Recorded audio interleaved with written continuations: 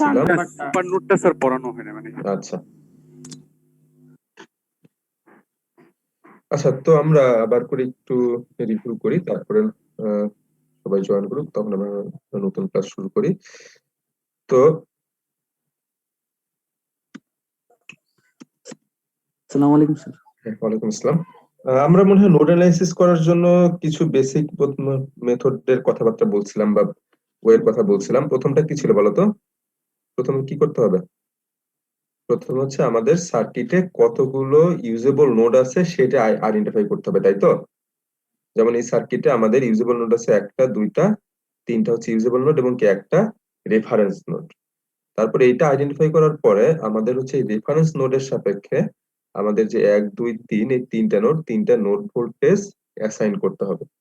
তিনটা node voltage assign করার পর তারপরে আমরা এই নোডগুলো থেকে কারেন্টের ডিরেকশন গুলো নিজের ইচ্ছা মতো ধরে নিব। যদি কোনো ব্রাঞ্চে কারেন্টের ডিরেকশন দেওয়া থাকে তাহলে সেই ব্রাঞ্চে কারেন্টের ডিরেকশন ধরার দরকার নাই, কিন্তু যে ব্রাঞ্চগুলোতে কারেন্টের ডিরেকশন দেওয়া নাই সেই ব্রাঞ্চগুলোতে নিজের ইচ্ছা মতো কারেন্টের ডিরেকশন কি ধরে নিব।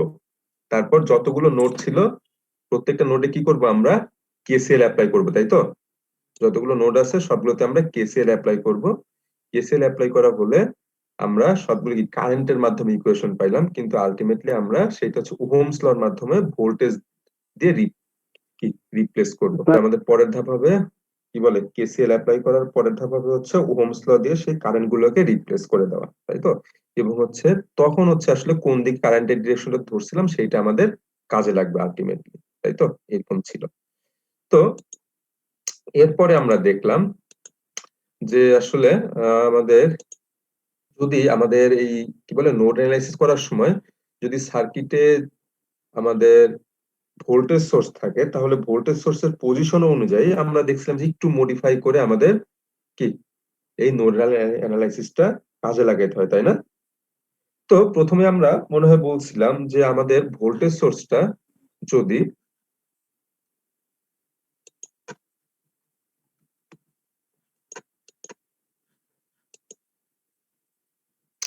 আমাদের প্রথম 1 নম্বরটা ছিল কি বলতো, যদি আমাদের ভোল্টেজ সোর্সটা একটা রেফারেন্স নোড এবং একটা নন রেফারেন্স নোড এই দুইটার মাঝখানে কোনো সিরিজ রেজিস্ট্যান্স ছাড়া লাগানো থাকে, এটা আমাদের কেস 1 মনে হয় আমরা বলছিলাম, তাই না? আচ্ছা, তাহলে এই ধরনের কেসের ক্ষেত্রে আমরা কি বলছিলাম, যে এই ধরনের কেসে আমাদের ইজিলি যে নোডে এইভাবে লাগানো আছে যে একটা রেফারেন্স নোড একটা নন রেফারেন্স নোডের মাঝখানে একটা ভোল্টেজ সোর্স লাগানো আছে কোনো রেজিস্টর ছাড়া, যদি এরকম থাকে তাহলে ইজিলি যে নোডটাতে এরকম লাগানো আছে সেই নোড ভোল্টেজটা আমাদের এই সাপ্লাই ভোল্টেজের সমান আমরা ধরে নিতে পারি। তাহলে ইজিলি আমাদেরকে একটা নোডের ক্যালকুলেশন কমে যাবে, এরপরে বাকি যেগুলো নোডগুলো আছে সেগুলো নরমালি আমাদের আগে যে প্রসেস ছিল সেই প্রসেসের মাধ্যমে আমরা কি ইকুয়েশন গুলো ডিরাইভ করব, ঠিক আছে? আচ্ছা, এরপরে আমাদের আর যে দুইটা বা তিনটা কন্ডিশন ছিল, সেকেন্ড কন্ডিশনটা ছিল যে আমাদের এই ভোল্টেজ সোর্সটাই আমাদের এই যে রেফারেন্স নোড এবং নন রেফারেন্স নোড V1 এর মাঝখানে কি দিয়ে লাগানো আছে বলতো? একটা সিরিজ রেজিস্টর দিয়ে লাগানো আছে, তাই তো? একটা সিরিজ রেজিস্টর দিয়ে লাগানো আছে। তো এই ধরনের ক্ষেত্রে আমরা কি করছিলাম, আমরা আগের মতো নরমাল নোড অ্যানালাইসিস এর মতোই করছিলাম, কিন্তু কি সেক্ষেত্রে হচ্ছে পার্টিকুলার আমরা যখন এইখানে আমরা ধরলাম যে এইদিকে I1, এইদিকে I2, এইদিকে I3, এইখানে I4, তাই তো? তো আমাদের এইখানে আমাদের V1 নোডে কেসিএল অ্যাপ্লাই করার পর আমরা দেখতেছি হচ্ছে I1 I2 প্লাস I3 হয়, তাই না? তো এই ধরনের ক্ষেত্রে যেটা হবে সেটা হচ্ছে আমাদের এই I1 এটা হচ্ছে ওহমস ল অ্যাপ্লাই করার সময় পার্টিকুলার এই রেজিস্ট্যান্সের এই মাথায় কত ভোল্টেজ আছে সেইটাই ভোল্টেজ সোর্স থেকে আমরা দেখে নিব বা ডিটারমাইন করে নিব, তাই তো? এইখানে ছিল পার্থক্যটা নাকি? জি স্যার। আমরা হচ্ছে কারেন্ট গুলো যখন আমরা ভোল্টেজ এবং রেজিস্টর দিয়ে রিপ্লেস করতে চাই তখন আমরা বলছিলাম যে আমাদের এই পার্টিকুলার রেজিস্টরের দুই পাশে কত ভোল্টেজ আছে সেইটা আমাদের দেখতে হবে, তারপর কি কারেন্টে যেদিকে যাচ্ছে সেই দিকের ভোল্টেজ মাইনাস যেদিকে যাচ্ছে সেই দিকের ভোল্টেজটা বিয়োগ করে মাঝখানে রেজিস্ট্যান্সটা দিয়ে রিপ্লেস করে দিতে হবে, তাই না? Yes sir. আচ্ছা, তাহলে আমাদের পার্টিকুলার এই পয়েন্টের একটা ভোল্টেজ লাগবে এবং এই পয়েন্টের ভোল্টেজ আমরা বললাম যদি আমরা দেখি যে ভোল্টেজ সোর্সের মাইনাস টার্মিনালটা রেফারেন্স নোডের সাথে লাগানো আছে, তার মানে কি এই পয়েন্টের ভোল্টেজ 0, তাহলে এই পয়েন্টের ভোল্টেজ হবে আমাদের কি 30 ভোল্টেজ হবে না? আমাদের এই পয়েন্টের ভোল্টেজ 0, তার মানে ভোল্টেজ সোর্সের মাথার ভোল্টেজ হবে, এটা যদি 0 হয় তাহলে এর সাথে জাস্ট 30 উপরেরটা বসায় দিলে ইজিলি হয়ে যাবে, তাই তো? তাহলে এই ধরনের কেসে আমাদের কি হবে 30 মাইনাস V1 ভাগ হচ্ছে কত 1, এইখানে ছিল একটু পার্থক্যটা। আর এরপরে আমাদের আরেকটা কেস ছিল, সেটা কি ছিল বলতো? কেস 3, তাই তো? এবং এইখানে আমরা কি দেখতেছি বলতো? এইখানে আমরা দেখতেছি যে আমাদের এই যে ভোল্টেজ সোর্সটা কিসের মধ্যে আছে বলতো? দুইটা নন রেফারেন্স নোডের মাঝখানে লাগানো আছে, তাই তো? এবং একটা কি আছে মাঝখানে? একটা সিরিজ রেজিস্ট্যান্স দিয়ে লাগানো আছে। তাহলে এই ধরনের ক্ষেত্রে আমাদের কি করতে হয় বলতো?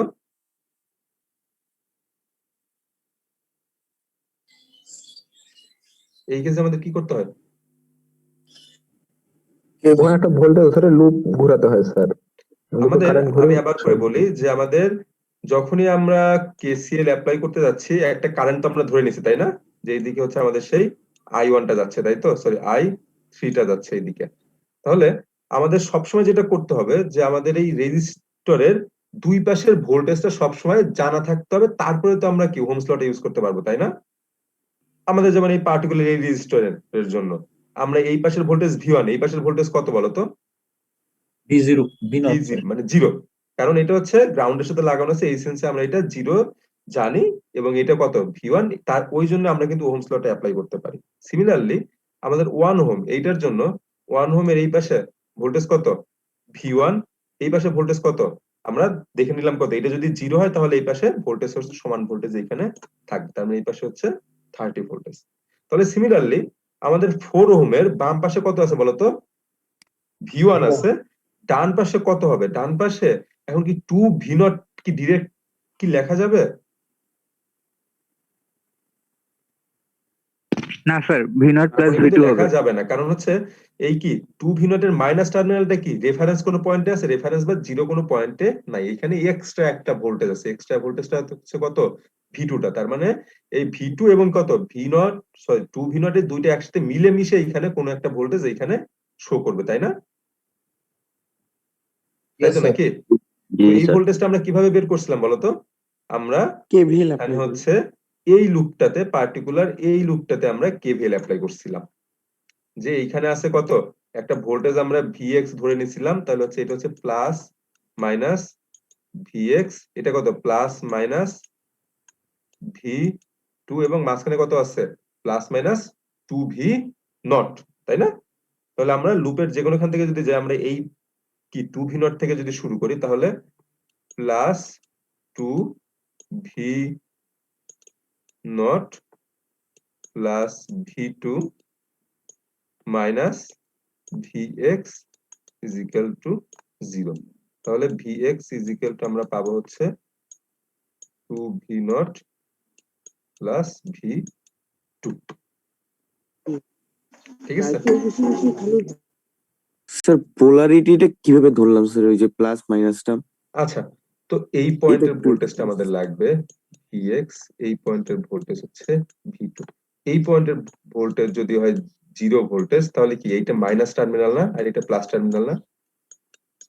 ঠিক আছে, জি স্যার, বুঝছি স্যার। আমাদের এটা যদি গ্রাউন্ড হয় তাহলে কি অবশ্যই এটা গ্রাউন্ডটা কি মাইনাস টার্মিনাল, তাহলে উপরে দুইটা কি হবে? অবশ্যই প্লাস টার্মিনাল হবে, এইটার সাপেক্ষে প্লাস টার্মিনাল অবশ্যই হবে। তো ওই জন্য এই দুইটা প্লাস দিয়ে দিছি, V2 মাথায় প্লাস দিয়ে দিছি, Vx এর মাথায় প্লাস দিয়ে দিছি, আর এইটার পোলারিটি তো দেওয়াই আছে। তারপর হচ্ছে আমাদের এই লুপটাতে আমরা কেভিএল অ্যাপ্লাই করছি। স্যার সার্কিট সলভ করার সময় কি লুপটা ড্র করতে হবে নাকি শুধু না, ওইটা নিজেরা আঁকায় নিয়ে নিজেরাই কি করতে পারো, নাকি স্যার মানে শুধু রাফ হিসেবে দেখাতে পারো, এটা দরকার নেই। এটা আমাদের যে ইকুয়েশন যেটা আছে যে Vx ইজ ইকুয়াল টু হচ্ছে 2V0 প্লাস হচ্ছে V2, এই ইকুয়েশনটা ঠিকঠাক মতো ডিরাইভ করতে পারলেই আমাদের কাজটা হয়ে যাবে। এখন এটার জন্য এটা যদি ড্র করতে হয় তোমার করে তারপর করবা, যদি ড্র ছাড়াই যদি তুমি কি হাতে হাতে ক্যালকুলেশন করতে পারো তাহলে সেটাও করতে পারো, সমস্যা নেই। Okay sir.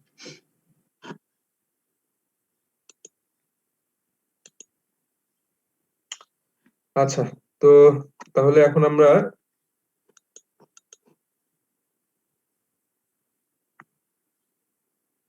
আমাদের তাহলে 4 নম্বর যেটা পয়েন্ট ছিল আমাদের 3 নম্বর পর্যন্ত হয়ে গেল, তাই না? যে ওইখানে ভিএক্স টা বের করতে পারলে তারপরে কি ভিএক্স একটা ভোল্টেজ, তার অন্য পাশে অন্য একটা ভোল্টেজ, দুইটা ভোল্টেজের ডিফারেন্স ভাগ হচ্ছে মাঝখানে রেজিস্ট্যান্সটা দিলে আমরা কি কারেন্টের ভ্যালুটা বের করতে পারতাম। ওইখানে কি মানে কি বলে তারপরের ধাপগুলোকে দেখানো দরকার আছে। স্যার ওইটার সলিউশনের অ্যান্সার গুলো বলেন তো। সলিউশনের অ্যান্সার বলতে মানে ওই সার্কিটটা। হ্যাঁ হ্যাঁ, এটা দেখবা তোমরা হচ্ছে তোমার কি বলে আহ, এই আমাদের হচ্ছে এক্সারসাইজের একটা ম্যাথ, ঠিক আছে? তোমরা সলিউশন আমাদের সলিউশন যে বই আছে ওইখানে পেয়ে যাবে।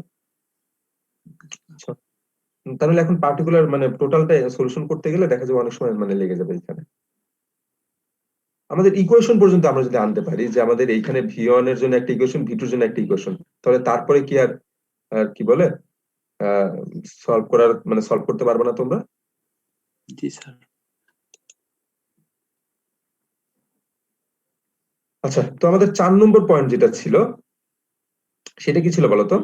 যে ভোল্টেজ সোর্সটা ঠিকই আছে কিন্তু ভোল্টেজ সোর্সটা আছে দুইটা নন রেফারেন্স নোডের মাঝখানে, এবং এতক্ষণ আমাদের ছিল কি একটা সিরিজ রেজিস্টর ছিল ভোল্টেজ সোর্সের সাথে, কিন্তু যদি কোনো সিরিজ রেজিস্টর না থাকে সেক্ষেত্রে আমরা কি করব, তাই তো? এর আগের প্রবলেমটাতে আমরা কি দেখছিলাম বলতো? এইখানে কি ছিল, একটা সিরিজ রেজিস্টর ছিল, এই জন্য আমরা যেটা করছিলাম যে রেজিস্টরের এই মাথায় কত ভোল্টেজ আসলে আলটিমেটলি পাওয়া যাচ্ছে সেই ভোল্টেজটা বের করে আমরা তারপরে রেজিস্ট্যান্সের জন্য আমরা ওহমস ল অ্যাপ্লাই করছিলাম। তো আমরা ওহমস লটা রেজিস্ট্যান্সের জন্য জানি, ওহমস লটা কি আমরা ভোল্টেজ সোর্সের জন্য জানি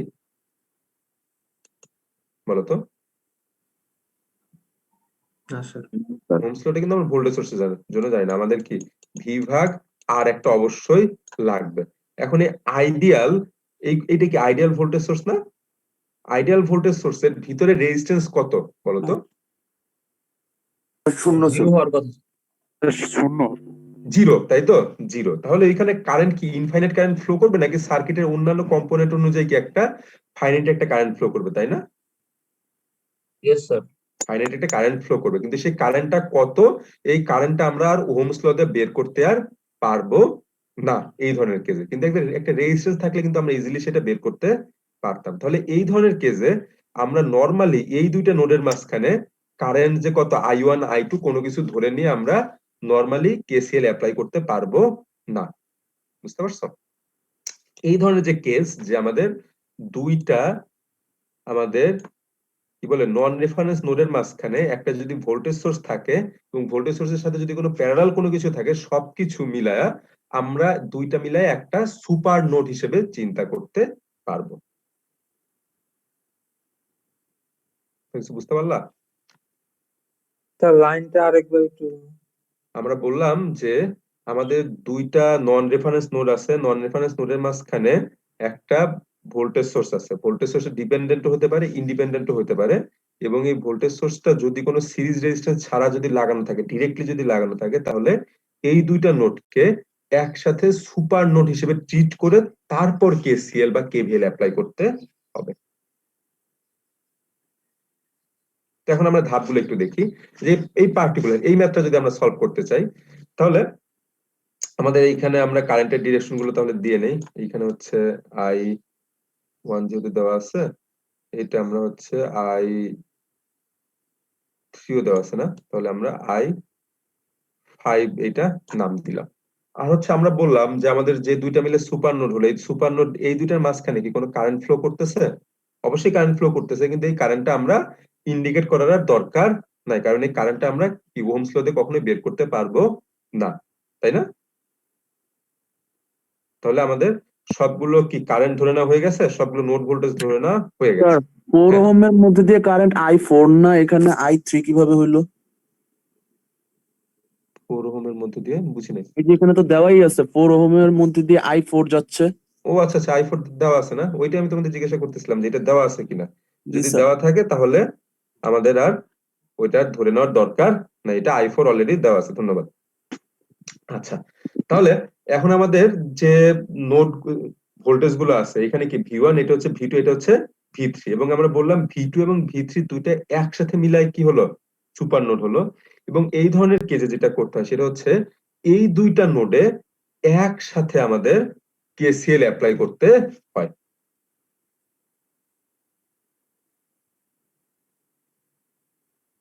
এখন দুইটা নোডে কিভাবে একসাথে কেসিএল অ্যাপ্লাই করে সেটা আমরা পরে দেখতেছি। তার আগে দেখো আমাদের ভি1 কি নরমাল একটা নোড আছে তাই না? ভি1 নরমাল একটা নোড, তাহলে এইখানে কেসিএল অ্যাপ্লাই করার কথা ছিল, কিন্তু এখানে কি কেসিএল অ্যাপ্লাই করার দরকার আছে আর এই পার্টিকুলার এই ম্যাথের ক্ষেত্রে? না স্যার। যদি আমাদের এইখানে একটা রেজিস্ট্যান্স লাগানো থাকতো তাহলে এই ডিরেক্ট নোড ভোল্টেজটা আমরা পাইতাম না, সেক্ষেত্রে আমাদের কেসিএল অ্যাপ্লাই করাটা দরকার ছিল। কিন্তু এখানে কি ডিরেক্টলি আমরা ভি1 সমান কত লিখতে পারতেছি বলতো? 10 ভোল্ট। ভি1 সমান আমরা 10 ভোল্ট লিখতে পারতেছি। একদম দেখো সুন্দর মতো কি সোর্সের মাইনাসটা গ্রাউন্ড করা আছে, সোর্সের প্লাসটা এখানে লাগানো আছে, একদম সুন্দর মতো এটা 10 ভোল্ট। ঠিক আছে, তো এখন এটা হয়ে গেল। এরপরে তাহলে আমাদের বাকি আছে এই দুইটা নোড, তাই তো? ভি2 এবং ভি3 নোড বাকি আছে এবং আমরা বললাম ভি2 এবং ভি3 দুইটা নোডে আমাদের একসাথে কি কেসিএল অ্যাপ্লাই করতে হবে। তো একসাথে কেসিএল অ্যাপ্লাই করতে হলে যেটা করতে হয় সেটা হচ্ছে এই দুইটা নোডে ইনকামিং কারেন্ট সবগুলো ইকুয়েশনের বাম পাশে যোগ করে লিখতে হবে, ইজ ইকুয়াল টু দি ইকুয়েশনের ডান পাশে সবগুলো কারেন্ট যোগ করে লিখতে হবে। তো এখন ভি2 এর ক্ষেত্রে ইনকামিং কারেন্ট কি কি আছে বলতো? ভি2 এর ক্ষেত্রে ইনকামিং কারেন্ট কোনটা? I1, I4। I1 টা হচ্ছে ভি2 এর ক্ষেত্রে ইনকামিং কারেন্ট। আর ভি2 এর ক্ষেত্রে আর কোনো ইনকামিং কারেন্ট আছে? নাই। তাহলে প্লাস দিয়ে এখন হচ্ছে আমাদের ভি3 এর ক্ষেত্রে কত ইনকামিং কারেন্ট সেটা আমাদের যোগ করতে হবে। ভি3 এর ক্ষেত্রে ইনকামিং কারেন্ট কোনটা বলতো? I4। I4 টা হচ্ছে ভি3 এর ক্ষেত্রে ইনকামিং কারেন্ট। ভি3 এর ক্ষেত্রে আর কোনো ইনকামিং কারেন্ট আছে? নাই। তাহলে ইজ ইকুয়াল টু আমরা দিয়ে দিলাম। এরপরে আমাদের প্রথমে আবার করে দেখতে হবে ভি2 এর ক্ষেত্রে আউটগোয়িং কারেন্ট কোনটা কোনটা আছে। ভি2 এর ক্ষেত্রে আউটগোয়িং কারেন্ট কোনটা? I2 I2। তারপরে ভি3 এর ক্ষেত্রে, ভি2 এর ক্ষেত্রে আর কোনো আউটগোয়িং কারেন্ট না থাকলে ভি3 এর ক্ষেত্রে, এখন ভি3 এর ক্ষেত্রে আউটগোয়িং কারেন্ট কোনটা? I3। আচ্ছা, তাহলে এখন আমরা এরকম একটা ইকুয়েশন পেয়ে গেলাম। এখন আমরা I1 সমান কত লিখতে পারি বলো? 1 minus V2 divided by 2. Minus ভি2 ভাগ কত? 2। I4 সমান কত লিখতে পারি আমরা? V1 minus V1 মাইনাস মানে 10। V1 সমান আমরা কত দেখছিলাম? 10, তাই তো? 10 মাইনাস V3 ভাগ কত? 4 is equal to I2। I2 হচ্ছে আমাদের V2 ভাগ কত? V2 ভাগ হচ্ছে 8 এবং I3 টা কত?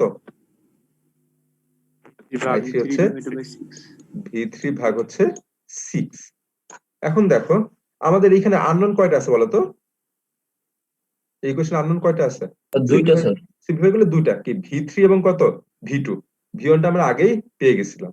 তাহলে আমাদের আননোন আছে দুইটা, আমরা ইকুয়েশন দুইটা নোট থেকে শুধুমাত্র একটা ইকুয়েশন পাইলাম। তাহলে এই দুইটা আননোন একটা ইকুয়েশন থেকে কখনো সলভ করা যাবে?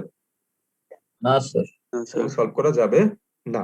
তাহলে এই ক্ষেত্রে যেটা করতে হবে, পরের ধাপে যেটা করতে হবে সেটা হচ্ছে আমাদের এই যে পার্টিকুলার ভি2, ভি3 এবং এই ভোল্টেজ সোর্স, এই তিনটাকে একটা লুপ ধরে আমাদের এই লুপে কেভিএল অ্যাপ্লাই করতে হবে।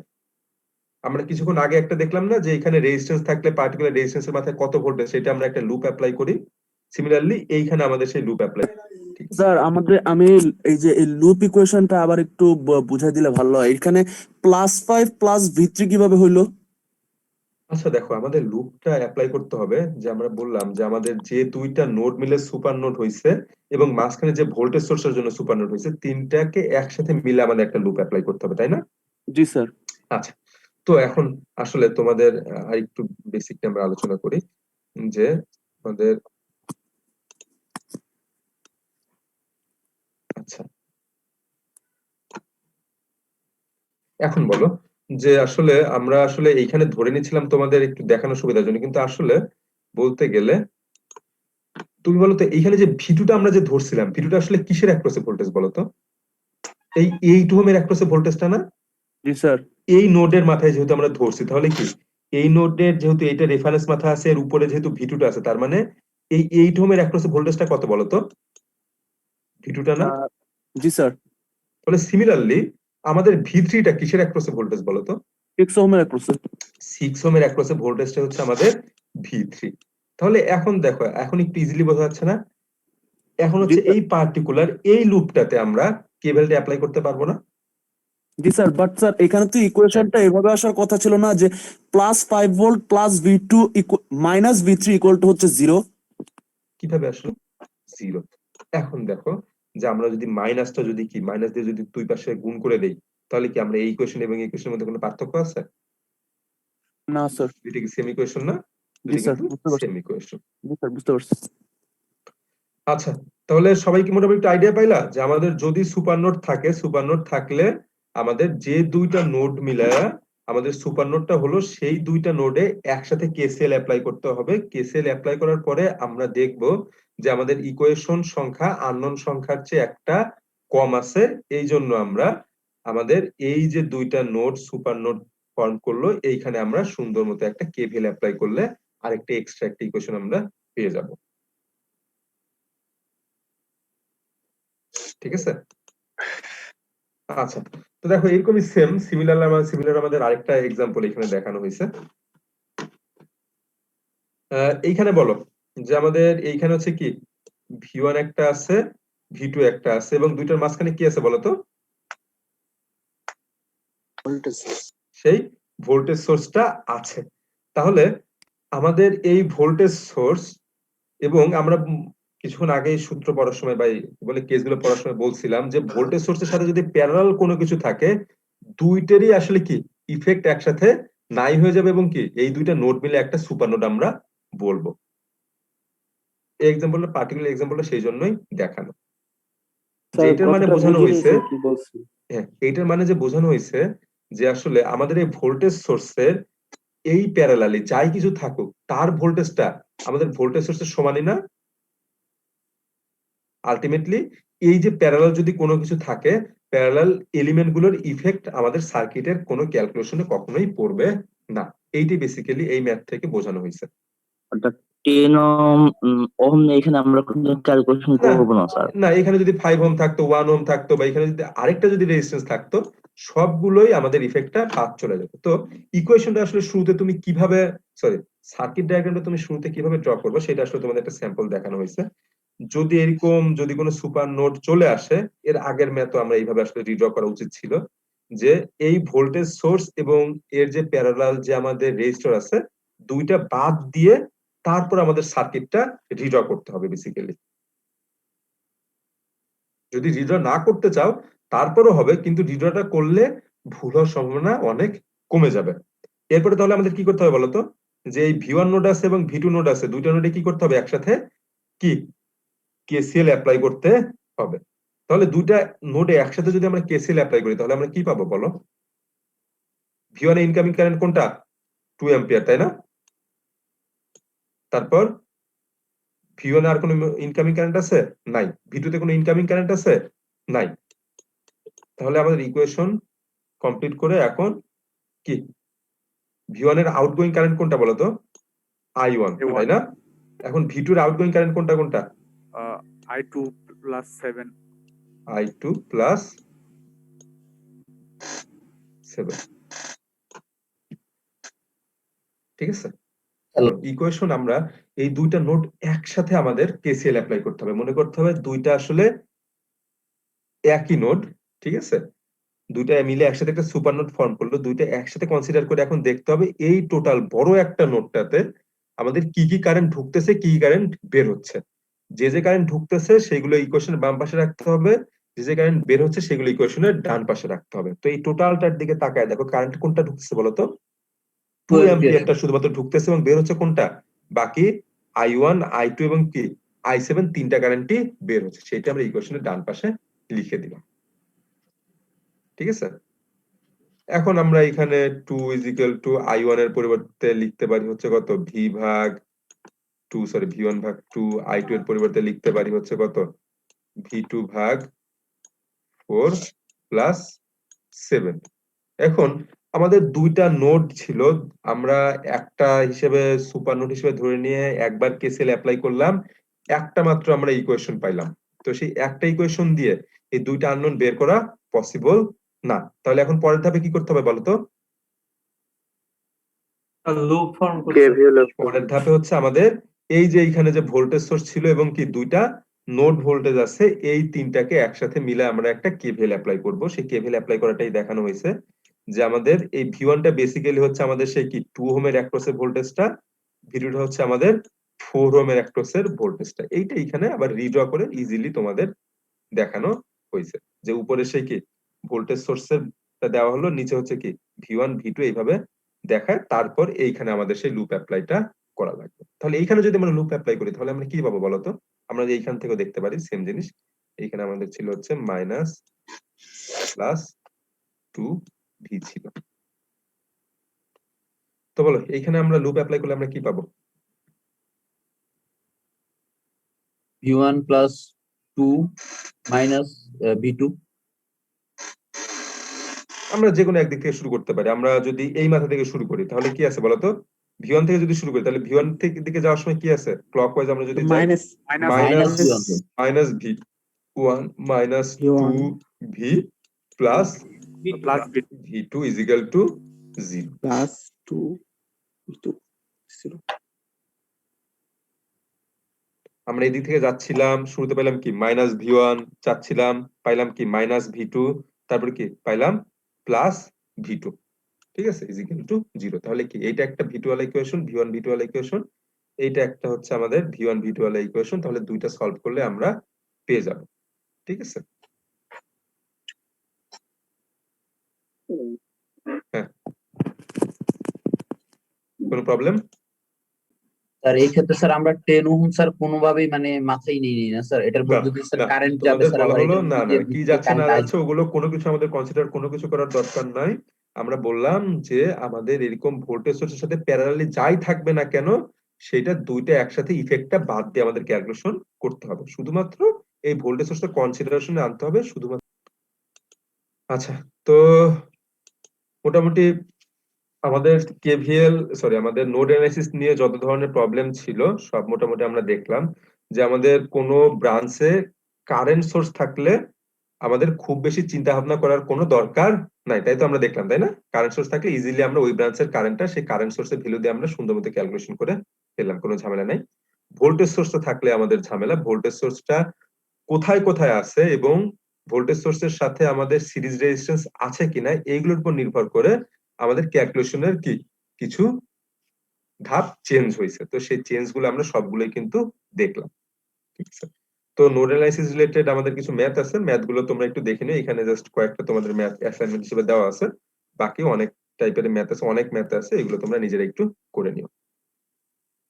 আচ্ছা, তো এরপরে আমরা মনে হয় বলছিলাম যে আমাদের সার্কিট অ্যানালাইসিসে বেসিক্যালি দুইটা মেথড আমরা এখানে পড়বো, একটা হচ্ছে নোডাল অ্যানালাইসিস এবং আরেকটা হচ্ছে আর এগুলো কি করব স্যার? Mesh analysis.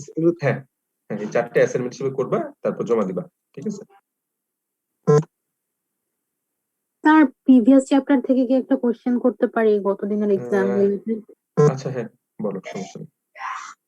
আমরা যখন ওয়াই ডেল্টা ট্রান্সফরমেশন করছিলাম তো স্যার যখন হচ্ছে মানে দুই সাইডে যদি সার্কিট থাকে প্যারালাল টাইপের করে, তো স্যার যে কোনো একদিকে যদি আমরা ওয়াই অর ডেল্টা নিই তাহলে তো স্যার হওয়ার কথা, কিন্তু স্যার যখন হচ্ছে ভোল্টেজ সোর্সের একেবারে মানে অপোজিট এন্ড থেকে নিচ্ছি তখন স্যার আনসার মিলছে, কিন্তু যখন স্যার আরেকটা এন্ড থেকে নিচ্ছি তখন আর আনসার মিলছে না, ক্লোজ আসছে বাট সেম আসছে না, এরকম কেন হচ্ছে? এরকম তো হওয়ার কথা না আসলে। আমাদের যদি ইকুইভ্যালেন্ট রেজিস্ট্যান্সের কনসেপ্টটা ঠিক থাকে তাহলে কিন্তু এটা কিন্তু হয়ে যাওয়ার কথা। যে স্যার যে কোনো সাইড থেকে কি সেম হওয়ার কথা না? হ্যাঁ, যে কোনো সাইডে তুমি কনভার্সন করো সেম হওয়ার কথা, কিন্তু তারপর তুমি ক্যালকুলেশন যখন করবে ক্যালকুলেশনটা কিন্তু তোমার সবসময় সার্কিট কি বলে ভোল্টেজ সোর্স যে পাশে আছে তার ঠিক অপোজিট সাইডে যে ক্লোজড যেটা সাইড আছে সেই সাইড থেকে কিন্তু করে আসতে হবে। রেজিস্ট্যান্স যেটা রিডাকশন যেটা করবা সিরিজ প্যারালাল করে ওয়াই ডেল্টা কনভার্সনের পর কি সিরিজ প্যারালাল করে রিডাকশন করো না? জি স্যার। ওই রিডাকশনটা করতে হবে সবসময় আমাদের সেই অপোজিট যেটা ক্লোজড সাইড আছে সেই সাইড থেকে করে আসতে হবে, বুঝছো? তাহলে দেখবে ভুলের সম্ভাবনা একটু কমে যাবে। তারপর তুমি পার্টিকুলার কোনো ম্যাথ থাকলে সেটা পরে দিও, আমি একটু দেখবো না যে না আসলে এই টাইপের কোনো ম্যাথ আছে কিনা যেটাতে আসলে এরকম কোনো হয় কিনা, তবে না হওয়ার কোনো কথা না আসলে, বুঝতে পারছো? জি স্যার। আচ্ছা, তাহলে এরপরে আমরা হচ্ছে আমাদের মেশ অ্যানালাইসিসটা আমরা তাহলে কথাবার্তা বলতে পারি, তাই তো? আচ্ছা, নোড অ্যানালাইসিসে বেসিক্যালি আসলে কি ছিল বলতো? আমরা কেসিএলটাই বেসিক্যালি ছিল, আমাদের নোড অ্যানালাইসিসটা ছিল হচ্ছে কেসিএল এর একটু এক্সটেন্ডেড ভার্সন, তাই না? তাহলে মেশ অ্যানালাইসিসটা তাহলে কিসের এক্সটেন্ডেড ভার্সন হবে বলতো? নরমালি বলতে গেলে কেভিএল এর এক্সটেন্ডেড ভার্সন, কেভিএল এর এক্সটেন্ডেড ভার্সন হবে। আর নোড অ্যানালাইসিস করার সময় আমাদের শুরুতে প্রথম কি দেখতে হতো বলতো? সার্কিটে কয়টা ইউজেবল নোড আছে, তাই না? সেটা আইডেন্টিফাই করতে হইতো, তাই না? জি স্যার। সার্কিটে কয়টা ইউজেবল নোড ছিল সেটা আমরা আইডেন্টিফাই করতাম। তাহলে মেশ অ্যানালাইসিসের সময় আমাদের কি আইডেন্টিফাই করতে হবে বলতো? লুপ সার্কিটে কয়টা লুপ আমরা না বলবো, আমরা মেশ বলবো। Mesh. এখন আমরা মেশের ক্রাইটেরিয়া বলছিলাম যে মেশ হচ্ছে কি একটা সিঙ্গেল একটা ছোট একটা ঘর, লুপ হচ্ছে কি আমাদের টোটাল এই বড়টাও কি একটা লুপ, কিন্তু কি ছোট ঘরগুলো হচ্ছে এক একটা মেশ। ঠিক আছে, আমরা মেশ নিয়ে সবসময় কথা বলবো। তারপরে আমাদের নোড অ্যানালাইসিসে নোড গুলো আইডেন্টিফাই করার পরে নোডে আমরা কি অ্যাসাইন করতাম বলতো? ভোল্টেজ অ্যাসাইন করতাম, তাই না? Yes, sir. গুলোতে আমরা ভোল্টেজ অ্যাসাইন করতাম। এইখানে আমরা মেশ গুলো আইডেন্টিফাই করার পর মেশ গুলোতে হচ্ছে আমরা মেশ কারেন্ট অ্যাসাইন করব। এইখানে দেখো এই একটা ঘর, এই একটা ঘর, তাহলে এই ঘরে হচ্ছে মেশ কারেন্ট I1, এই ঘরে মেশ কারেন্ট I2, এটা আমরা অ্যাসাইন করে দিলাম। হচ্ছে আমরা প্রত্যেকটা মেশে নোড অ্যানালাইসিস আমরা কি করছিলাম বলতো? প্রত্যেকটা নোডে কি অ্যাপ্লাই করছিলাম? KCL apply KCL sir. Apply করছিলাম, প্রত্যেকটা নোডে আমরা কেসিএল অ্যাপ্লাই করছিলাম। এখন হচ্ছে প্রত্যেকটা মেশে আমরা কি অ্যাপ্লাই করব? এখানে KVL যেহেতু কেভিএল এক্সটেন্ডেড ভার্সন, প্রত্যেকটা মেশে আমরা কেভিএল অ্যাপ্লাই করব, ঠিক আছে? এখন কেভিএল অ্যাপ্লাই করার পরে আমাদের নোড অ্যানালাইসিসে আমরা কি দেখছিলাম? কারেন্ট গুলোকে কি দিয়ে রিপ্লেস করতে হয়েছিল বলতো? ওহমস লর মাধ্যমে আমরা কারেন্ট গুলোকে ভোল্টেজ এবং রেজিস্ট্যান্স দিয়ে রিপ্লেস করছিলাম।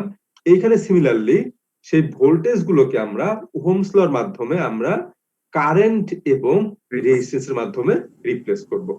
তাহলে অ্যাকচুয়ালি আমরা নোড অ্যানালাইসিসের মাধ্যমে নোড ভোল্টেজ গুলো পাচ্ছিলাম, মেশ অ্যানালাইসিসের মাধ্যমে আমরা আলটিমেটলি মেশ কারেন্ট গুলো ক্যালকুলেশনের মাধ্যমে পেয়ে যাব। তো আমরা এই পার্টিকুলার এই ম্যাথটা দিয়ে যদি আমরা মেশ অ্যানালাইসিসটা শুরু করি, তাহলে এখানে শুরুতে মেশ আছে কয়টা বলতো? দুইটা স্যার। দুইটা মেশ আছে। তাহলে দুইটা মেশ আছে, এখন এই দুইটা মেশে আমাদের জন্য দুইটা মেশ কারেন্ট আমরা অ্যাসাইন করলাম, একটা দিলাম হচ্ছে I1 নাম দিলাম, একটা I2 নাম দিলাম। এখন মেশ কারেন্টটা কোন দিকে অ্যাসাইন করবা? ক্লকওয়াইজ না অ্যান্টি ক্লকওয়াইজ, এটা তোমার নিজের ইচ্ছার উপর। তো আমরা নরমালি সবসময় দেখা যায় ক্লকওয়াইজ দিয়ে ক্যালকুলেশন করতে কমফোর্ট ফিল করি, কারণ কি এটা আমাদেরকে মানে ডান দিকটা আমাদের ঘুরাতে দেখা যায়, আমাদের অভ্যস্ত আমরা এখানে সবসময়, এজন্য আমরা সবগুলো ক্লকওয়াইজটা নিতে হবে। হ্যাঁ স্যার যতগুলো লুপ থাকবে সবগুলোর ডিরেকশন একই দিকে নিতে হবে না এক একটা হ্যাঁ এক হ্যাঁ একটা হ্যাঁ, যদি তুমি একটা মেশে যদি ক্লকওয়াইজ ধরো সবগুলো মেশে ক্লকওয়াইজ কারেন্ট ধরতে হবে, যদি একটা মেশে যদি অ্যান্টি ক্লকওয়াইজ ধরো সবগুলো মেশে অ্যান্টি ক্লকওয়াইজ ধরতে হবে, ওকে স্যার। ঠিক আছে? আচ্ছা, এখন এই clockwise current anti clockwise current যেটাই হোক ধরে নিলাম। এরপরে আমাদের হচ্ছে এই যে ব্রাঞ্চ গুলো আছে, ব্রাঞ্চ গুলোর ভোল্টেজ গুলো আমাদের জানা লাগবে কেভিএল অ্যাপ্লাই করার জন্য, তাই না? আমাদের কেসিএল এর জন্য কি লাগছিল বলতো? প্রত্যেকটা ব্রাঞ্চের কি লাগছিল? কারেন্ট লাগছিল। এখন কেসিএল এর জন্য প্রত্যেকটা ব্রাঞ্চের কারেন্ট লাগছিল। এখন কেভিএল এর জন্য কি লাগবে বলতো? প্রত্যেকটা ব্রাঞ্চের ভোল্টেজ লাগবে। তাহলে এই ব্রাঞ্চের ভোল্টেজ কত? 36 ভোল্টেজ জানা আছে। এই ব্রাঞ্চের ভোল্টেজ কি আমরা জানি? না স্যার, 36 তো স্যার। না এই স্যার ব্রাঞ্চের জানি না। ভোল্টেজ, না না এই নোডের ভোল্টেজ হইতে পারে হয়তো 36 হতে পারে, কিন্তু এই টোটাল রেজিস্ট্যান্সের অ্যাক্রসে কত ভোল্টেজ এটাকে আমরা 36 বলতে পারবো? No sir, no sir. তাহলে না স্যার, আমরা বলা যে যাবে না স্যার। শোনো আমরা Voltage- হ্যাঁ হ্যাঁ ভোল্টেজ ড্রপ ওটা আচ্ছা, তো আননোন যে রেজিস্ট্যান্স গুলো আছে সবগুলো রেজিস্ট্যান্সের অ্যাক্রসে আমরা এক একটা করে ভোল্টেজ ধরে নিলাম। V1, এটা ধরলাম V2, এটা ধরলাম হচ্ছে V3, ঠিক আছে? এটা ধরলাম হচ্ছে V4, এটা ধরলাম হচ্ছে V5। এখন আমাদের কেসিএল অ্যাপ্লাই করার জন্য কারেন্টের ডিরেকশন গুলো জানা দরকার ছিল না, যে কারেন্ট কোন দিকে যাচ্ছে, তারপরে তো আমরা কেসিএল ইন্টারিং কারেন্ট এক্সিটিং কারেন্টের সূত্রের মধ্যে ফেলতে পারছিলাম। Yes, sir. সিমিলারলি আমাদের কেভিএল অ্যাপ্লাই করার জন্য এই ভোল্টেজ গুলোর পোলারিটিটাও জানা দরকার না? তাহলে আমরা কি যোগ করবো না বিয়োগ করবো আমরা কিভাবে বুঝতে পারবো, তাই না? ভোল্টেজ গুলোর পোলারিটি আমাদের জানা দরকার। তাহলে এই যে রেজিস্ট্যান্স গুলো আছে, এই রেজিস্ট্যান্সের মধ্যে আমরা কোন মাথায় প্লাস কোন মাথায় মাইনাস, এটা আমরা কিন্তু কনভেনশন একটা আমরা জানি, তোমাদের এর আগে এটা বলা হয়েছে যে কোনো একটা রেজিস্টরের যে মাথা দিয়ে কারেন্টটা ঢুকবে সেই মাথার ভোল্টেজটা কি বলতো? প্লাস, যে মাথা দিয়ে কারেন্টটা বের হবে সেই মাথার ভোল্টেজটা কি মাইনাস আমরা ধরে নিতে পারি। পরের ধাপে তাহলে কি হবে? এইখানে এই V4টা আমরা কিভাবে লিখতে পারি বলতো? V4 এর কোন মাথায় প্লাস কোন মাথায় মাইনাস হবে? স্যার ডান পাশে প্লাস বাম পাশে মাইনাস। তাহলে এই দিক থেকে এই মাথা দিয়ে যেহেতু কারেন্টটা ঢুকতেছে, তাই না? কারেন্টটা এই দিক থেকে যেহেতু ঢুকতেছে, এই পাশে প্লাস এই পাশে মাইনাস। V2 এর ক্ষেত্রে কি এইভাবে যেহেতু কারেন্টটা ঘুরতেছে, এই দিক থেকে যেহেতু কারেন্টটা যাচ্ছে এইভাবে, এইখানে প্লাস এইখানে মাইনাস। V5 এর ক্ষেত্রে এই মাথায় প্লাস এই মাথায় মাইনাস। ঠিক আছে? Yes sir. স্যার এখানে আচ্ছা। স্যার 24 ভোল্ট স্যার, হ্যাঁ, এখানে যদি স্যার এটা মানে ডিরেকশনটা উল্টা থাকতো স্যার। কোনো দিকেই থাক, যেদিকে থাকুক, ওইটা মানে কোন দিকে আছে এটা তোমার চিন্তা করার দরকারই নাই। তুমি কারেন্টের ডিরেকশন যেদিকে ধরে নিছো ওই অনুযায়ী এখন ভোল্টেজের তোমার ডিরেকশনটা দিতে হবে। এর আগে আমরা যখন কেসিএল যখন অ্যাপ্লাই করলাম, আমরা কি আসলে জানতাম কারেন্ট অ্যাকচুয়ালি কোন দিকে ফ্লো করতেছিল? কিন্তু আমরা কি করছিলাম, কারেন্ট ধরে নিয়ে ওই অনুযায়ী কি আমরা কি ওহমস লটা অ্যাপ্লাই করছিলাম না, যে V1 - V2 করছিলাম, যে বড় দিক থেকে ছোট দিকে কারেন্ট যাচ্ছে।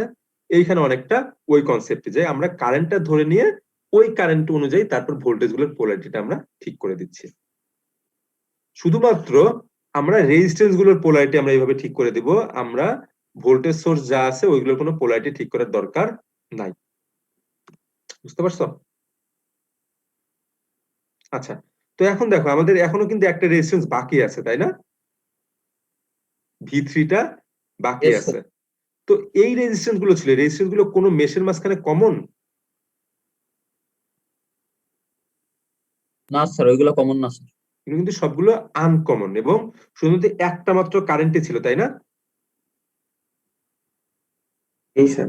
শুধুমাত্র একটা মাত্র কারেন্টই ছিল, এই জন্য আমাদের এইটা নিয়ে কোনো এক্সট্রা কোনো চিন্তা করতে হয় নাই। কিন্তু এই V3টা যখন আমরা এই I1 এর সাপেক্ষে যখন আমরা চিন্তা করব, তখন এই মাথায় কি হওয়া উচিত বলতো?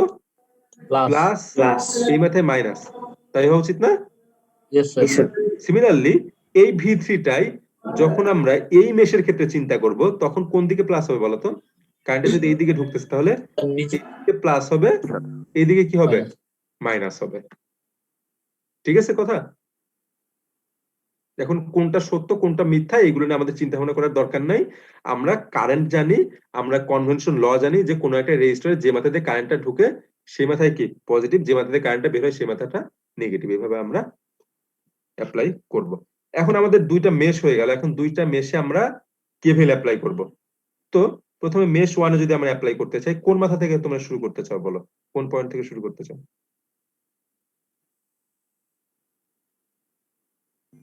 36 ভোল্ট। আচ্ছা, 36 ভোল্ট থেকে যদি শুরু করতে চাও, তাহলে 36 ভোল্টের শুরু মাথা কোনটা? এই পয়েন্ট না? এই পয়েন্ট থেকে শুরু করতে হবে। তাহলে আমরা পাবো হচ্ছে -36। তারপর কি পাবো?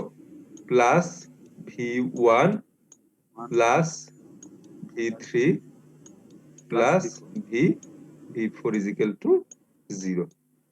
আচ্ছা, এটা গেল। এখন আমরা পরবর্তী লুপে যদি আমরা অ্যাপ্লাই করি তাহলে কি পাবো বলো? কোথা থেকে আমরা শুরু করতে চাই? এই 9 ওহমের থেকে শুরু করো নাকি? Okay sir. তাহলে 9 ওহমের এই মাথা থেকে শুরু করতে হবে, তাই তো? এই মাথা থেকে শুরু করে ঘুরে আমাদের এই মাথায় আসতে হবে। তো এই মাথা থেকে যাওয়ার সময় শুরুতে আমরা কি দেখতেছি বলতো? V2 plus V2 plus 24 plus 24 plus plus V5 V5 plus plus V3। তাহলে আমাদের দুইটা ইকুয়েশন চলে আসলো। এখন আমরা বললাম যে আমাদের এরপরের ধাপটা হবে সে আগের মতোই ওহমস ল অ্যাপ্লাই করা। আগের ক্ষেত্রে আমরা ওহমস ল অ্যাপ্লাই করে কারেন্ট গুলোকে ভোল্টেজে রিপ্লেস করছিলাম, এখন হচ্ছে আমরা ভোল্টেজ গুলোকে মেশ কারেন্ট দিয়ে আমরা রিপ্লেস করে দিব, ঠিক আছে? তাহলে -36 V1 এর পরিবর্তে কি লেখা যায় বলতো? এর দুই প্রান্তের অ্যাক্রসের ভোল্টেজটা V1, তাহলে কি এর কি ওহমস ল থেকে কি হবে বলতো? V কি I I1 into 2 তাহলে এই ভিতরে যাচ্ছে কত? I1 কারেন্টটা I1 ইনটু 2 আচ্ছা, V3 টা আমরা পরে লিখি। V4 টা কত হবে বলো? V4 টা কি হবে? I1 into 4 is equal to 0। মাঝখানে বাকি থাকলো কোনটা বলতো? V3 টা, তাই না? V3 টা বাকি থাকলো। এখন V3 টা কত হবে বলতো? এখানে কারেন্ট কি একটা নাকি দুইটা? দুইটা একটাই ধরতে হবে স্যার। দুইটা। দেখো আমাদের এইখানে কারেন্ট হচ্ছে I1 কারেন্টটা যদি আমরা বলি, I1 কারেন্টটা কোন দিকে যাচ্ছে? নিচের দিকে যাচ্ছে। I2 কারেন্টটা কোন দিকে যাচ্ছে? উপরের দিকে। উপর দিকে যাচ্ছে, তাই তো? উপর দিকে যাচ্ছে। এবং এই পার্টিকুলার এই লুপের জন্য আমরা ধরে নিছি এই মাথায় প্লাস। তার মানে কি কারেন্টটা অ্যাকচুয়ালি I1 যেদিকে এই দিকে যাচ্ছে, তার মানে বলতে পারি I1 টা বড়, I2 টা I1 ছোট। minus I2. তাহলে আমরা নরমালি এখানে কি লিখতে পারি? I1 মাইনাস I2 মাঝখানে হচ্ছে 12 ভোল্ট, সরি 12 ভোল্ট। এই কোশ্চেনটা আমরা লেখার সময় সেটা সুন্দর মতো বলে দিচ্ছি। আমরা V2 টার পরিবর্তে কি লিখতে পারি বলতো? 9 কি I2, তাই না? এই মেশে যেহেতু এই মেশে কারেন্ট কোনটা বলতো? I2 sir. I2, তাহলে 9 I2 প্লাস 24 V5 এর পরিবর্তে আমরা লিখতে পারি 3 I2। তারপর এখন হচ্ছে V3। তো এখন তোমাদের জন্য বলা যে আমাদের এরকম যদি কোনো কমন রেজিস্ট্যান্স কোনো যদি ব্রাঞ্চ থাকে, তাহলে সেই ধরনের কেসে আমাদের যেটা করতে হবে যে যে মেশের জন্য কেভেলটা অ্যাপ্লাই করছিলা সেই মেশের কারেন্ট মাইনাস যে মেশের সাথে কমন আছে সেই মেশের কারেন্ট ইনটু মাঝখানের রেজিস্ট্যান্স, তাহলেই হয়ে যাবে। মানে sir I2 minus I1. I2 minus I1 is equal into এর অ্যাক্রসে যেটা, সরি এর যেটা রেজিস্ট্যান্স আছে সেটা দিয়ে দিলেই হয়ে যাবে। আমি আবার বলি যে আনকমন মেশ রেজিস্ট্যান্স গুলোর জন্য, এগুলো কি আনকমন, তাই তো? কোনগুলো কোনো কিছুর সাথে কমন আছে, কোনো কিছুর সাথে কমন নাই। কমন আনকমন গুলোর জন্য আমরা একটা করে কারেন্টই পাবো। যে মেশের জন্য আছে শুধুমাত্র সেই মেশ কারেন্ট দিয়ে গুণ করলেই হয়ে যাবে।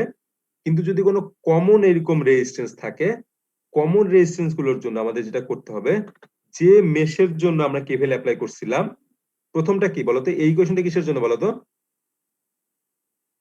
I1 এর জন্য স্যার। I1 এর জন্য। তাহলে I1 এই মেশ কারেন্ট মাইনাস তার পাশের মেশ কারেন্ট ইনটু মাঝখানের যেটা রেজিস্ট্যান্স ছিল, মাঝখানে রেজিস্ট্যান্স দিয়ে গুণ করতে হবে। সিমিলারলি আমাদের এই কোশ্চেনটা কিসের জন্য ছিল বলতো? সেকেন্ড মেশের জন্য, স্যার তাই তো? I2 এর জন্য স্যার। সেকেন্ড মেশের জন্য।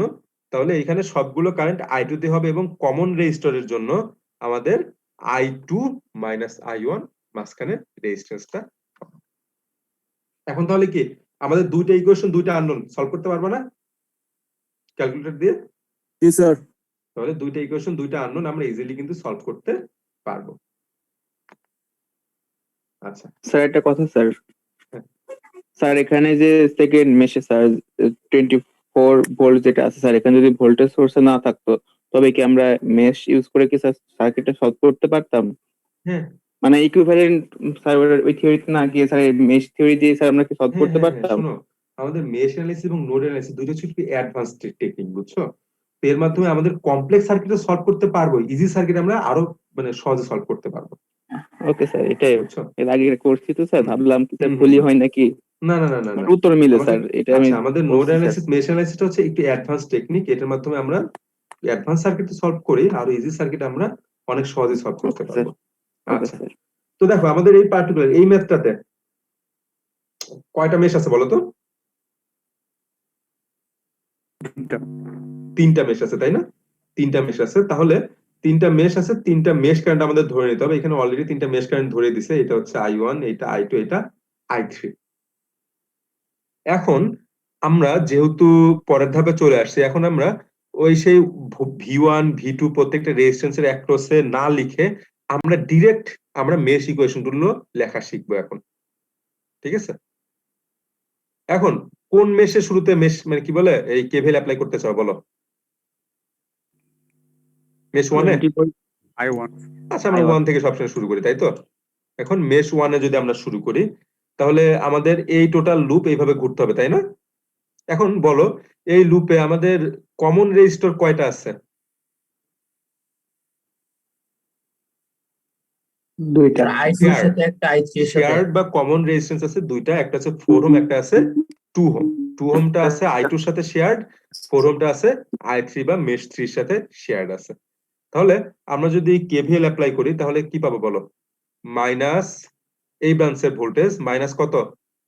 এই ব্রাঞ্চের ভোল্টেজ মাইনাস কেন হলো বলো তো? মাইনাস দিয়ে কেন শুরু করবে? কারণ আমাদের সবসময় কি ব্রাঞ্চের শুরুর মাথায় কি আছে সেটা আমাদের দেখতে হবে, শেষ মাথায় কি আছে সেটা কিন্তু দেখার দরকার নেই, শুরুর মাথা থেকে আমাদের যাইতে হবে। তাহলে মাইনাস 20 প্লাস রেজিস্ট্যান্স গুলোর জন্য সবসময় আমরা প্লাস দিয়ে শুরু করব। এখন তাহলে কি হবে বলো? যে মেশের জন্য হিসাব করতেছি সেই মেশের কারেন্ট মাইনাস যার সাথে শেয়ার্ড হিসেবে আছে সেই মেশের কারেন্ট ইনটু রেজিস্ট্যান্স, ঠিক আছে? তাহলে এই ব্রাঞ্চের ভোল্টেজ লেখা হয়ে গেল। জি স্যার। এখন আবার প্লাস দিব, যতগুলো রেজিস্ট্যান্স আছে রেজিস্ট্যান্স গুলো সবগুলোর জন্য প্লাস দিয়ে আমরা শুরু করব, তারপরে আমরা ইকুয়েশনটা লিখবো। তাহলে এখন 2 ওহমের জন্য যেটা ভোল্টেজ সেটা আমরা কিভাবে লিখতে পারবো? I1 minus I2 into 2. যে ব্রাঞ্চের জন্য যে মেশের জন্য হিসাব করতেছি ওই মেশ মাইনাস যে মেশের সাথে শেয়ার্ড আছে সেই মেশ কারেন্ট ইনটু মাঝখানে রেজিস্ট্যান্স ইকুয়াল টু 0, ঠিক আছে? হয়ে গেল। এখন হচ্ছে 2 নম্বর মেশে আমরা যদি মেশ কি বলে আমরা কেভিএল অ্যাপ্লাই করতে চাই তাহলে কি পাবো বলো? কোথা থেকে শুরু করতে চাও? Sir 10 I sir know. Minus 10 ohm. আচ্ছা, এইখান থেকে শুরু করতে চাও? আচ্ছা 2 ওহমের আগে থেকে স্যার। আচ্ছা, 2 ওহমের আগে থেকে যদি শুরু করতে চাও শুরু করতে পারো, কোনো সমস্যা নাই। তাহলে আমরা বললাম যে রেজিস্ট্যান্সের ক্ষেত্রে আমরা যখন শুরু করব সব সময় যদি কোনো রেজিস্ট্যান্সের থেকে শুরু করতে চাও সব সময় রেজিস্ট্যান্সের মাথায় একটা প্লাস দিয়ে তারপর শুরু করতে হবে, কারণ আমরা কারেন্ট ধরে নিচ্ছি কারেন্ট ক্লকওয়াইজ যাচ্ছে এবং যখন কোনো রেজিস্ট্যান্সের মধ্যে দিয়ে ঢুকবে অবশ্যই রেজিস্ট্যান্সের মাথায় কি পাবো? পজিটিভ পাবো। তাহলে এখন 2 ওহম দিয়ে শুরু করতে চাও নাকি? তাহলে সবসময় আমরা প্লাস দিয়ে শুরু করলাম, তারপর কি হবে? যে ব্রাঞ্চের জন্য হিসাব করতেছি সেই ব্রাঞ্চের কারেন্ট মাইনাস তার সাথে কি যে ব্রাঞ্চ শেয়ার্ড আছে সেই ব্রাঞ্চের কারেন্ট ইনটু 2, ঠিক আছে? তারপর কি আরেকটা শেয়ার্ড রেজিস্ট্যান্স কোনটা বলো তো? 8 ওহম, তাই না? তাহলে শুরুতে আমরা প্লাস দিলাম, প্লাস দিয়ে I2 মাইনাস I3 ইনটু 8, ঠিক আছে? তারপর মাইনাস কত? 10 I নট। এটা একটা কি কারেন্ট ডিপেন্ডেন্ট ভোল্টেজ সোর্স, তাই না? জি স্যার। ঠিক আছে, এখন বলো আই নটটা কোথায় দেওয়া আছে বলো তো? 3 নম্বর লুপে। আই নটটা দেওয়া আছে 3 নম্বর লুপে। তাহলে এই 3 নম্বর লুপের বা 3 নম্বর মেশের, লুপ বলা আসলে উচিত না এখানে, 3 নম্বর মেশের আমাদের এই ব্রাঞ্চ কারেন্টটা আই নট না? এই ব্রাঞ্চ কারেন্টটা তো আই নট, তাই তো? আই নটটা এইখান থেকে গিয়ে এইখান থেকে ঘুরে আসছে, তাই না? জি স্যার। তাহলে আমাদের এরপরে দেখবা তোমরা এইটা কাজে লাগবে, সেটা হচ্ছে আমাদের কোনো একটা মেশের যে মেশ কারেন্টটা সেই মেশ কারেন্টটা হচ্ছে তাহলে কি আমাদের ব্রাঞ্চগুলোর কারেন্টের সমান না? আনকমন যে ব্রাঞ্চগুলো আছে সেই ব্রাঞ্চগুলোর কারেন্ট মেশ কারেন্টের সমান হবে না? জি স্যার। তাহলে আমরা এইখান থেকে কি লিখতে পারি? আই নট সমান কত বলতো? I3 আমরা লিখতে পারি না? বলতো এইখানে যে মেশ কারেন্ট সেই কারেন্টটাই কি এই দিক দিয়ে ঘুরে আসতেছে না? জি স্যার। বা অন্যভাবে বলতে গেলে যে আমাদের মেশ কারেন্ট যেটা ধরে নিয়েছিলাম সেই মেশ কারেন্টটাই এই আনকমন ব্রাঞ্চগুলোর কারেন্টের সমান হবে সবসময়। আমরা এর পরের এই আচ্ছা এটা আমরা একটু শেষ করে যাচ্ছি। আচ্ছা 3 নম্বরটার জন্য আর কি অ্যাপ্লাই করে তোমাদের দেখাইতে হবে?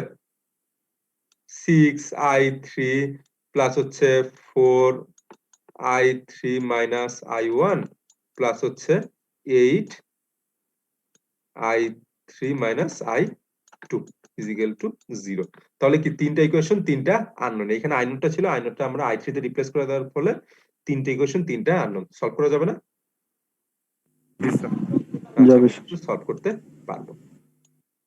তো আমাদের যেটা দেখানোর যেটা উদ্দেশ্য ছিল সেটা হচ্ছে যে আমরা বললাম যে আমাদের এই আনকমন যে ব্রাঞ্চ গুলো আছে সেই ব্রাঞ্চ গুলোর কারেন্ট কিসের সমান, i1 এর সমান। তার মানে যদি কখনো কোনো কোশ্চেনে থাকে যে 4 ওহমের ভিতর দিয়ে কত কত কারেন্ট যাচ্ছে, তাহলে এটা কি, যেটা মেশ কারেন্ট যেটা ক্যালকুলেশন করে যদি 2 অ্যাম্পিয়ার পাই, তাহলে এটাও কত 2 অ্যাম্পিয়ার না, এটা 2 অ্যাম্পিয়ার, এইটাও কত 2 অ্যাম্পিয়ার, তাই না?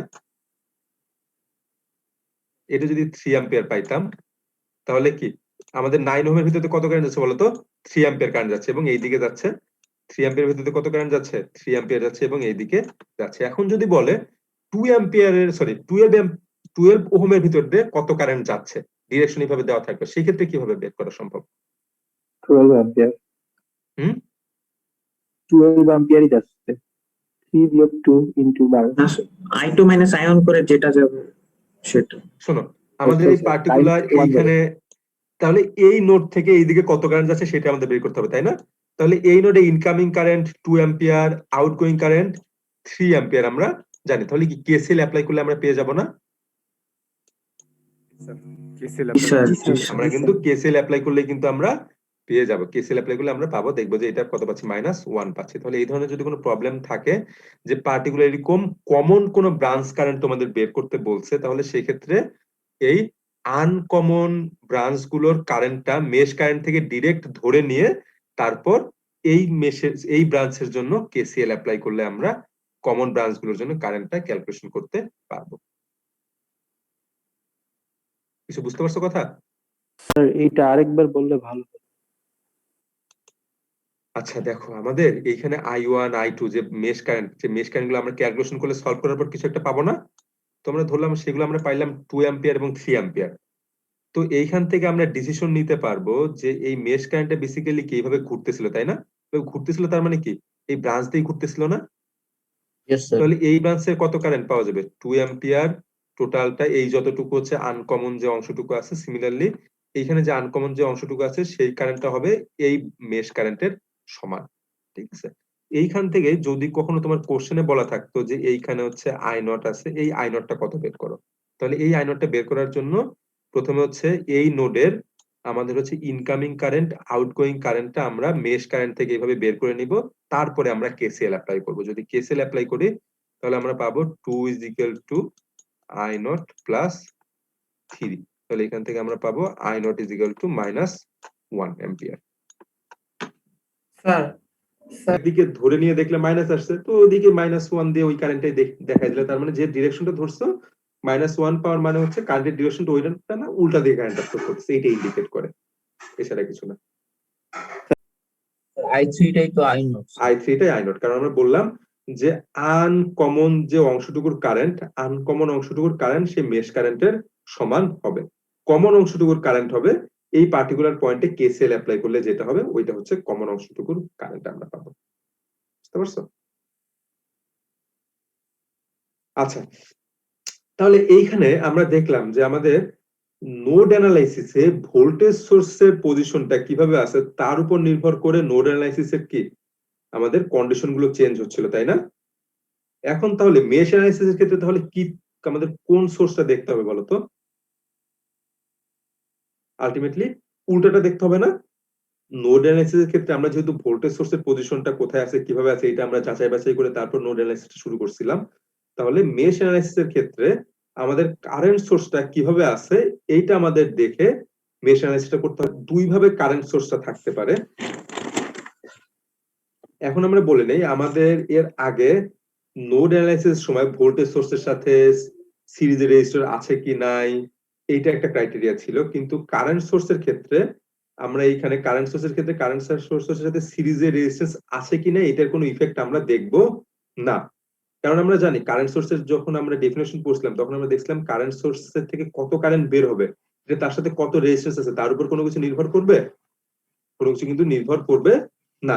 কারেন্ট সোর্সের ভ্যালু যেটা সেই পরিমাণ কারেন্টই কিন্তু সবসময় তার থেকে বের হবে, তাই না? আমরা বললাম যে আমাদের কারেন্ট সোর্সটা আমাদের দুই ভাবে থাকতে পারে, একভাবে থাকতে পারে হচ্ছে কোনো একটা মেশে আনকমন হিসেবে থাকতে পারে, যে দুইটা মেশের সাথে শেয়ার্ড হিসেবে নাই, আমাদের কেস যেটা 1 বলা হয়েছে, যে শুধুমাত্র একটা মেশে থাকতে পারে, এবং অন্য একটা কেস হতে পারে যে দুইটা মেশের মাঝখানে শেয়ার্ড হিসেবে থাকতে পারে একটা কারেন্ট সোর্স।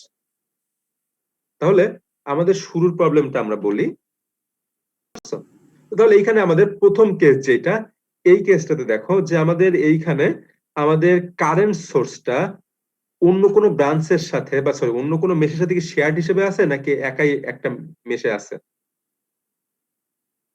হ্যাঁ, একাই তো আছে। একাই আছে। কোন একটা মেশে শেয়ার থাকলে কি হতো বলতো? অবশ্যই কি এই পাশে আরেকটা মেশ থাকা লাগতো, তাই না? Yes sir.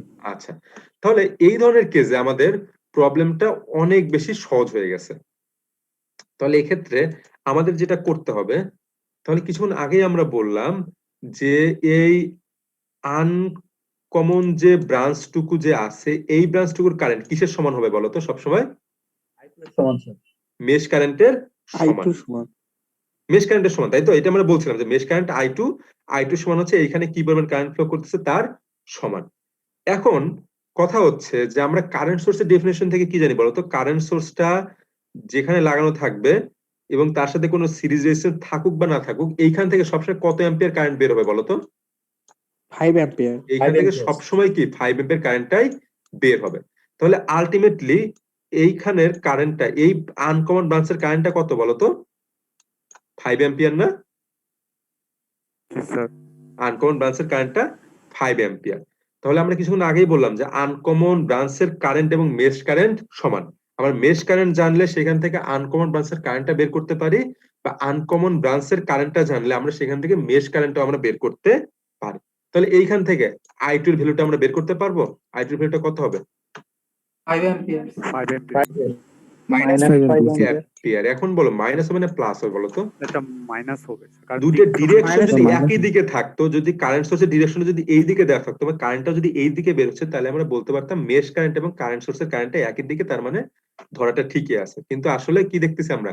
মেশ কারেন্টটা যেদিকে আমরা ধরে নিয়েছি, কারেন্ট সোর্সের থেকে কারেন্টটা কি উল্টা দিকে বের হচ্ছে, তাই না? তার মানে বেসিক্যালি এই দিকে কত কারেন্ট ফ্লো করতেছে বলতো? -5 অ্যাম্পিয়ার কারেন্ট কিন্তু ফ্লো করতেছে।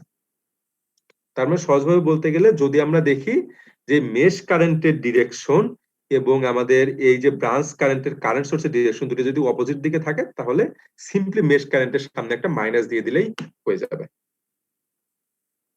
এখন তাহলে দুইটা মেশ ছিল, তাহলে আমরা একটা মেশ কারেন্ট ক্যালকুলেশন ছাড়াই আমরা পেয়ে গেলাম। তাহলে এখানে কি আছে? আরেকটা মেশ আছে না? আরেকটা মেশে তাহলে কি করতে হবে? কেভিএল অ্যাপ্লাই করতে হবে। যদি কেভিএল অ্যাপ্লাই করি, -10 + 4 I1 + 6 I1 - I2 = 0। ঠিক আছে? এখন I2 এর ভ্যালু আমরা কত দেখছিলাম বলতো? -5, তাই তো? তাহলে এখানে আমরা -5 বসা দিলে এখানে +5 হয়ে যাবে। তো এখন আমাদের ইকুয়েশন হচ্ছে একটা আননোন কয়টা এখানে? একটাই। একটা আননোন। তাহলে এটা সলভ করলে আমরা I1 টাও পেয়ে যাব। তাহলে আমরা দেখলাম যদি কোনো একটা ব্রাঞ্চে এরকম কারেন্ট সোর্স থাকে, তাহলে মেশ অ্যানালাইসিসটা আরো ইজিলি অ্যাপ্লাই করা যায়, তাই না? আমাদের অনেকটা সেই আমাদের কি রেফারেন্স নোড এবং নন রেফারেন্স নোডের মাঝখানে একটা ভোল্টেজ সোর্স যদি সিরিজ রেজিস্ট্যান্স ছাড়া থাকতো, সেক্ষেত্রে যেমন একটা নোড ভোল্টেজ ক্যালকুলেশন ছাড়াই আমরা পেয়ে যেতাম, এইখানে আমরা ক্যালকুলেশন ছাড়াই একটা মেশ কারেন্ট আমরা পেয়ে যাচ্ছি।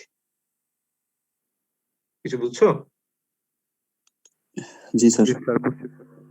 তাহলে এটা নিয়ে আর মনে হয় খুব বেশি কথা বলার দরকার নেই। যে আমরা যদি দেখি যদি একটা কারেন্ট সোর্স এরকম কোন একটা আনকমন ব্রাঞ্চে আছে, তাহলে সেই মেশ কারেন্টটা হবে এই আনকমন ব্রাঞ্চে যে কারেন্ট সোর্স আছে তার ভ্যালু সমান।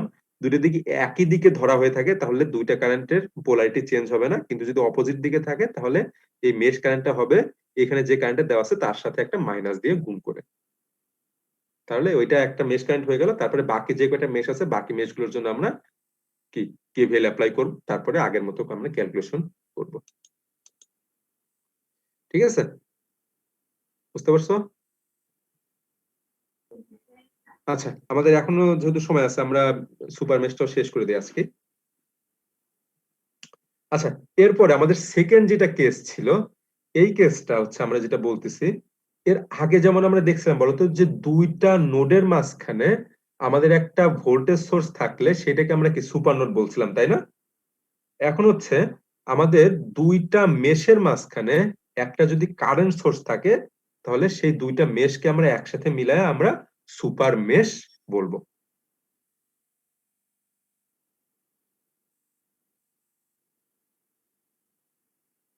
কিছু বুঝতে পারছো?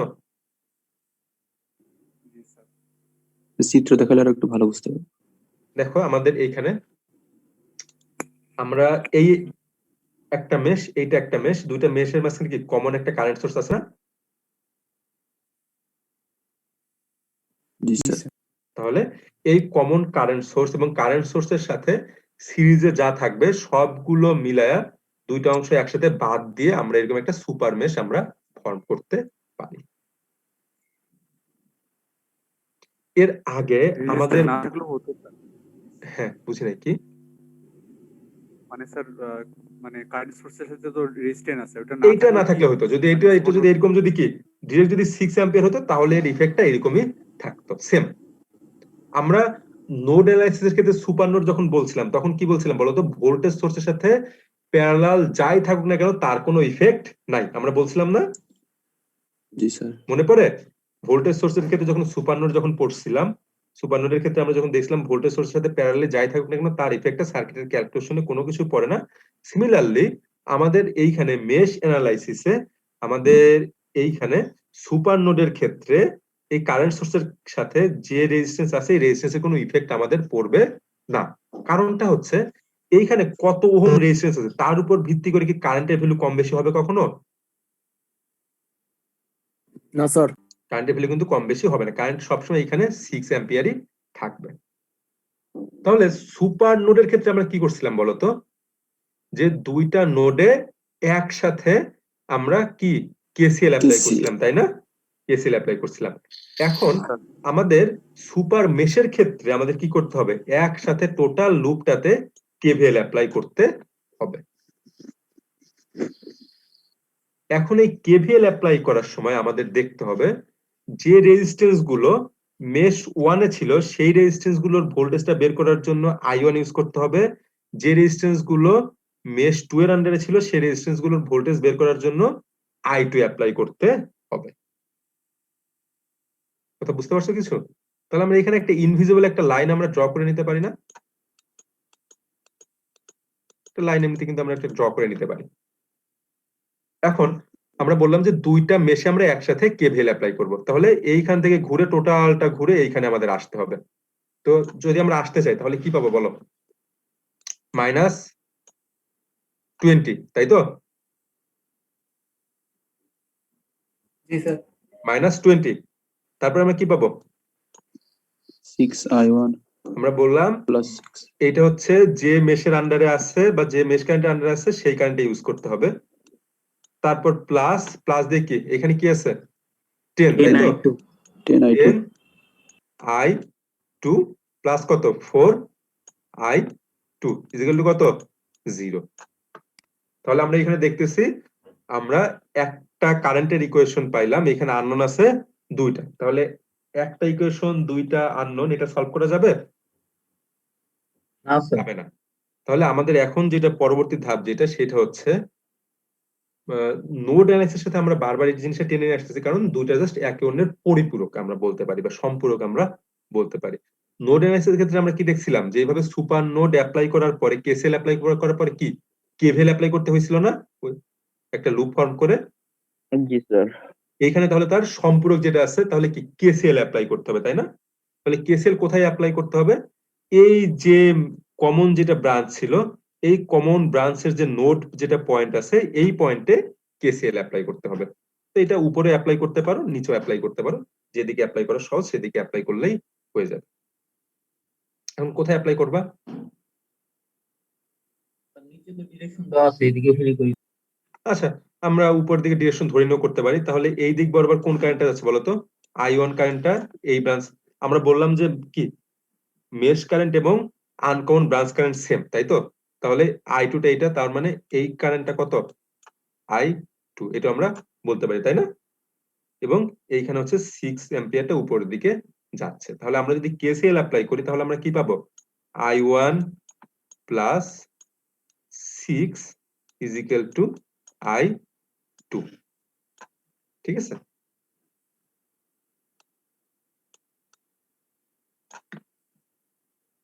ঠিক আছে,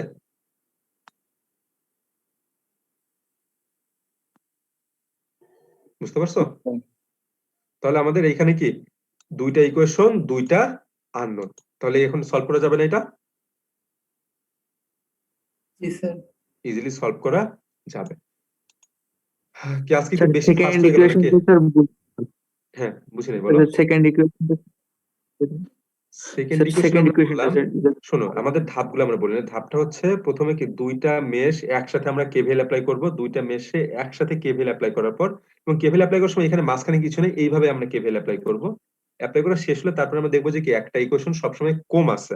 তো কম যেহেতু ইকুয়েশন আছে সেহেতু হচ্ছে আমাদের এই যে কি বলে নোডে বা যে হচ্ছে আমাদের কি কমন ব্রাঞ্চে, এটা কি কমন ব্রাঞ্চের কারেন্ট সোর্সের জন্য আমরা সুপার মেশ পাইছিলাম, সেই কমন ব্রাঞ্চের নোডে আমরা কেসিএল অ্যাপ্লাই করব।